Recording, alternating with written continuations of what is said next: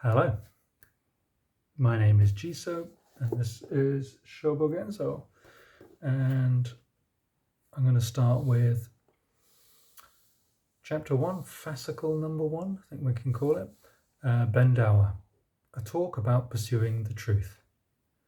Ben means to make an effort and to pursue. Do means the truth, and wa means a talk or story.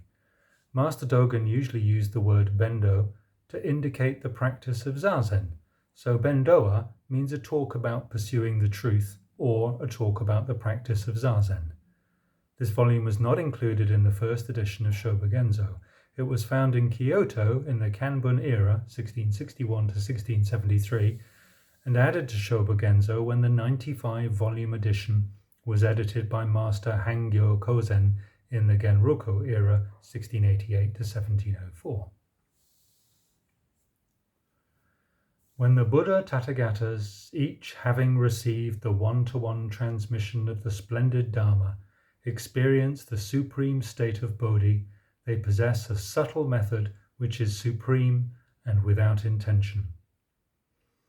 The reason this method is transmitted only from Buddha to Buddha without deviation is that the samadhi of receiving and using the self is its standard. The enjoyment of this samadhi, the practice of zazen in the erect sitting posture, has been established as the authentic gate. This Dharma is abundantly present in each human being, but if we do not practice it, it does not manifest itself, and if we do not experience it, it cannot be realized. When we let go, it has already filled the hands. How could it be defined as one or many?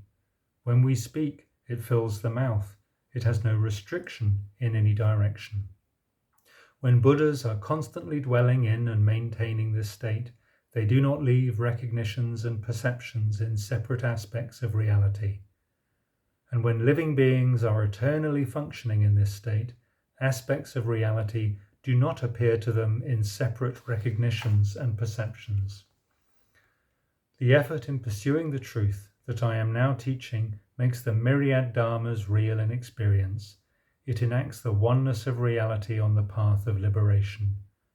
At that moment of clearing barriers and getting free, how could this paragraph be relevant? After I established the will to pursue the Dharma, I visited good counselors in every quarter of our land.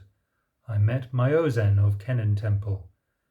9 seasons of frosts and flowers swiftly passed while I followed him, learning a little of the customs of the Rinzai lineage. Only Myozen had received the authentic transmission of the Supreme Buddha Dharma as the most excellent disciple of the founding master, Master Isai. The other students could never compare with him. I then went to the great kingdom of Sung, visiting good counselors in the east and west of Chikiang, and hearing of the tradition through the gates of the 5 lineages. At last I visited Zen Master Nyojo of Daibayaku Ho Mountain, and there I was able to complete the great task of a lifetime of practice. After that, at the beginning of the great Sung era of Shōjō, I came home determined to spread the Dharma and to save human beings. It was as if a heavy burden had been placed on my shoulders.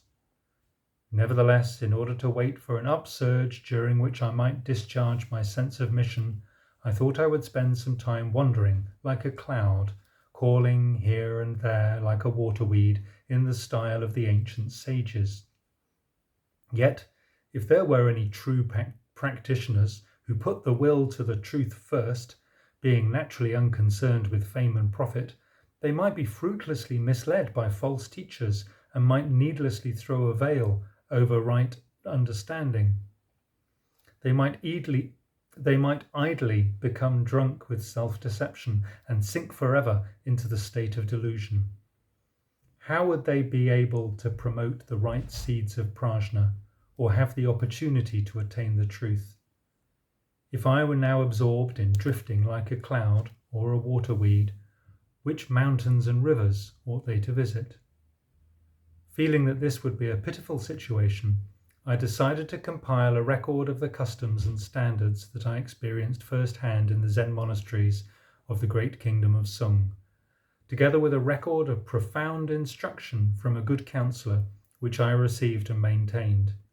I will leave this record to people who learn in practice and are easy in the truth, so that they can know the right Dharma of the Buddha's lineage. This may be a true mission.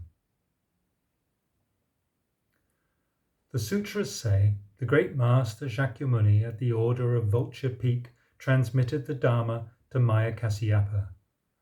The Dharma was authentically transmitted from patriarch to patriarch, and it reached the Venerable Bodhidharma. The Venerable One himself went to China and transmitted the Dharma to the great master Ika. This was the first transmission of the Buddha Dharma in the Eastern lands. Transmitted one-to-one in this manner, the Dharma arrived naturally at Zen Master Daikan, the sixth patriarch. At that time, as the real Buddha Dharma spread through the eastern land of China, it became clear that the Dharma is beyond literary expression. The sixth patriarch had two excellent disciples, Ijo of Nangaku and Gyoshi of Saigen. Both of them, having received and maintained the posture of Buddha, were guiding teachers to human beings and gods alike. The Dharma flowed and spread in these two streams, and 5 lineages were established. These are the so-called Hogon sect, Yigyo sect, Soto sect, Unmon sect, and Rinzai sect. In Great Sung, China, today, the Rinzai sect alone holds sway throughout the country. Although there are differences between the 5 traditions, the posture with the stamp of the Buddha's mind is the only one. Even in the great kingdom of Sung, although from the latter Han dynasty onwards, philosophical texts had been disseminated through the country and had left some impression, no one could decide which were inferior and which were superior. After the ancestral master came from the west, he directly cut to the source of the confusion and spread the unadulterated Buddha Dharma. We should hope that the same thing will happen in our country. The sutras say that the many patriarchs and the many Buddhas who dwelt in and maintained the Buddha Dharma all relied on the practice of sitting erect in the samadhi of receiving and using the self, and esteemed this practice as the right way to disclose the state of realization. Human beings who attained the truth in the western heavens and eastern lands followed this style of practice. This practice relies on the mystical and authentic transmission of the subtle method from master to disciple, and the disciple's reception and maintenance of the true essence of the teachings. In the authentic transmission of our religion, it is said that this Buddha Dharma, which has been authentically and directly transmitted one-to-one, is supreme among the supreme.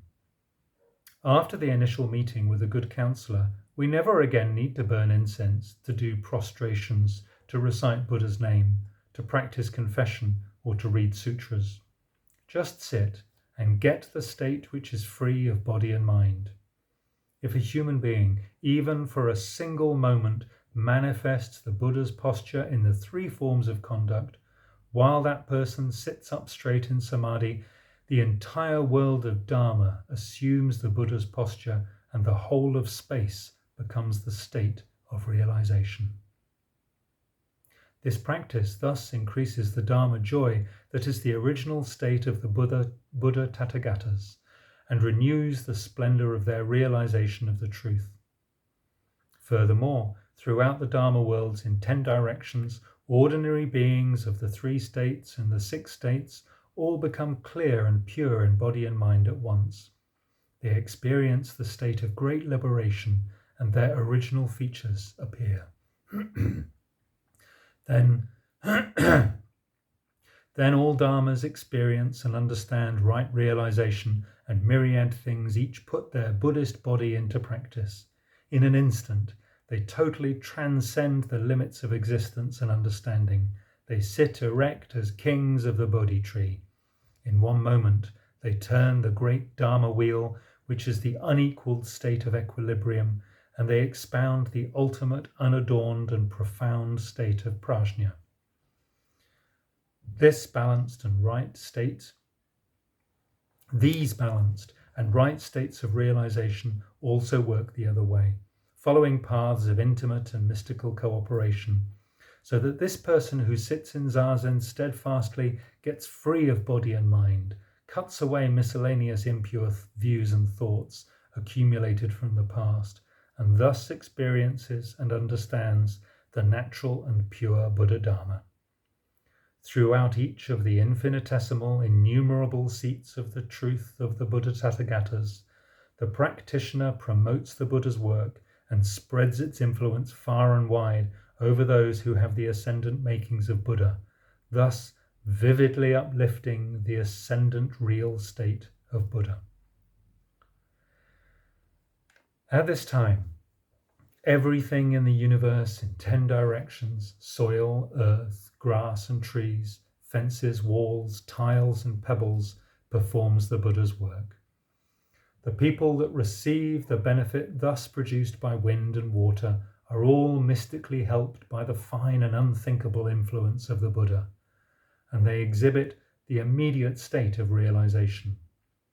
All beings who receive and utilize this water and fire spread the influence of the Buddha in the original state of experience, so that those who live and talk with them also are all reciprocally endowed with the limitless Buddha virtue. Expanding and promoting their activity far and wide, they permeate the inside and the outside of the entire universe with the limitless, unceasing, unthinkable and incalculable Buddha Dharma. This state is not dimmed by the views of these individuals themselves, however, because the state in the quietness without intentional activity is direct experience. If we divide practice and experience into two stages, as is the thoughts of the common folk, each part can be perceived and understood separately. But if perception and understanding are mixed in, that is not the standard state of experience, because the standard state of experience is beyond deluded emotion. Although, in the quietness, mind and external world enter together into the state of experience and pass together out of the state of realization, these movements are the state of receiving and using the self. Therefore, movements of mind and the external world neither stir a single molecule nor disturb a single form, but they accomplish the vast and great work of Buddha and the profound and fine influence of Buddha. The grass, trees, soil and earth, reached by this guiding influence, all radiate great brightness, and their preaching of the deep and fine Dharma is without end. Grass, trees, fences and walls become able to preach for all souls, both common people and saints, and conversely, all souls, both common people and saints, preach for grass, trees, fences and walls. The world of self-consciousness and the world of consciousness of external objects lack nothing. They are already furnished with a concrete form of real experience.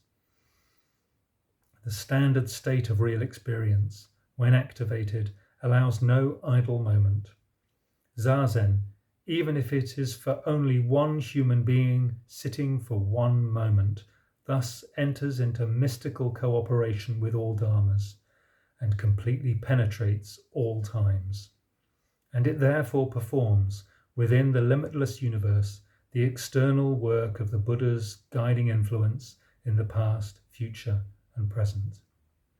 For everyone, it is completely the same practice and the same experience. The practice is not confined to the sitting itself. It strikes space and resonates, like ringing that continues before and after a bell. How could the practice be limited to this place? All concrete things possess original practice as their original features. It is beyond comprehension. Remember, Even if the countless Buddhas in 10 directions, as numerous as the sands of the Ganges, tried with all their power and all their Buddha wisdom to calculate or comprehend the merit of one person's zazen, they would not even get close.